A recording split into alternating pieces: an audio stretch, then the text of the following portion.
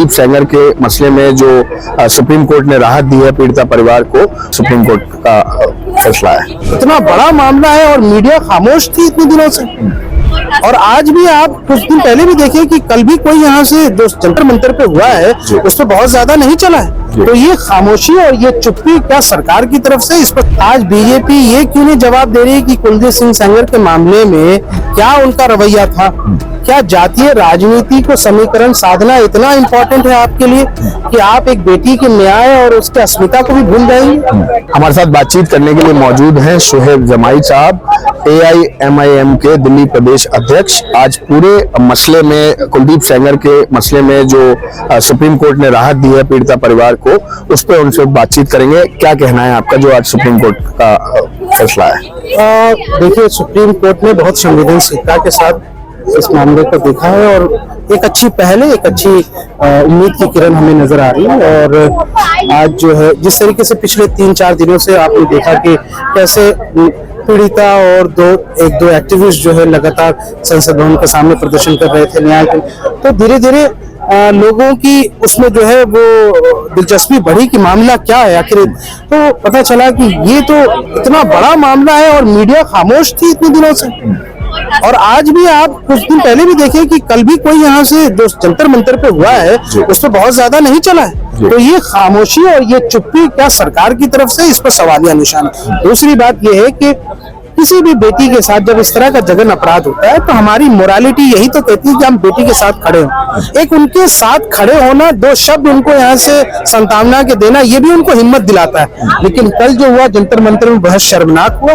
कुछ लोग I love आज सपोर्ट कुलदीप सेंगर के सपोर्ट में नारे लगा रहे थे, कुछ लोग बीजेपी के नारे लगा रहे थे। ये है दिल्ली के अंदर ऐसा होगा, तो मोरल करप्शन हो गया, सामाजिक तौर पर पतन हो रहा है, बेहद शर्मनाक। हमारी पार्टी इसकी कड़े शब्दों में निंदा करती है और हम बिटिया के इस न्यायिक संघर्ष में साथ खड़े हैं।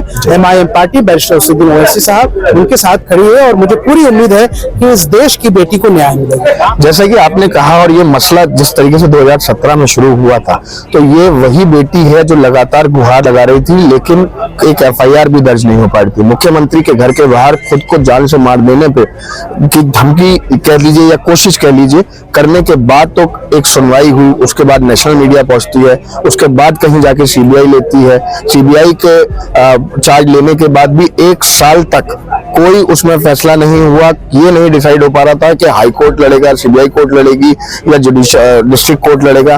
तो ये कानून व्यवस्था पे एक बहुत बड़ा सवाल है कि जो रसूखदार हैं, जो नेता हैं, जो बाहुबली हैं, क्या उनके लिए कानून नहीं है? मीडिया के अंदर मैं पिछले कई सालों से सक्रिय हूँ। मैं अक्सर देखता हूँ कि जब भी कोई ऐसी बात आती है तो विपक्ष को घेरने के लिए जो है ना शाहबानो का केस उछाला जाता है। आज बीजेपी ये क्यों नहीं जवाब दे रही है कि कुलदीप सिंह सेंगर के मामले में क्या उनका रवैया था? क्या जातीय राजनीति को समीकरण साधना इतना इम्पोर्टेंट है आपके लिए कि आप एक बेटी के न्याय और उसके अस्मिता को भी भूल जाएंगे? क्या यही आपका उसूल कहता है? अरे ऐसे ऐसे सैकड़ों यहाँ से विधायक कुर्बान हो सकते हैं अगर बेटी की अस्मिता की बात आए। लेकिन आप जातीय समीकरण को साधने के लिए, उस सामाजिक ये को साधने के लिए आपने जो है एक बेटी की कुर्बानी देनी चाहिए। लेकिन धन्य हो सुप्रीम कोर्ट का कि उन्होंने ये फैसला दिया। जिस तरीके से CBI ने भी केस को कमजोर करने की कोशिश की और जो शायद अपोजिशन उतना नहीं कर पाए, वो वहां पे जानबूझ के नहीं किया, डेलिबरेटली नहीं किया केस, ये तो मुझे नहीं कह सकता। लेकिन कहीं ना कहीं कुछ खामियां तो रही होंगी, तभी तो इनको बेल मिला। क्योंकि बस CBI के हाथ में केस था, तो जो है उसकी तरफ से डिफेंस लॉयर तो यही थे। ठीक है, तो जाहिर सी बात है कि जो लोग पीड़िता के पक्ष में अगर नहीं खड़े हैं, एक बेटी के पक्ष में नहीं खड़े, जिसके साथ इतना बड़ा जघन अपराध हुआ, जिनके बाप को मार दिया गया, जिनके साथ यहाँ से पूरा देश खड़ा है, अगर भारतीय जनता पार्टी या सरकार के लोग उनके साथ नहीं खड़े तो उनके पास कोई मोरल अथॉरिटी नहीं है, कोई ग्राउंड नहीं है कि वो कहीं मुंह दिखा भी सके। इस पूरे मैटर में एक बहुत बड़ा सवाल ये भी है कि जनप्रतिनिधि एक नेता है या नहीं है।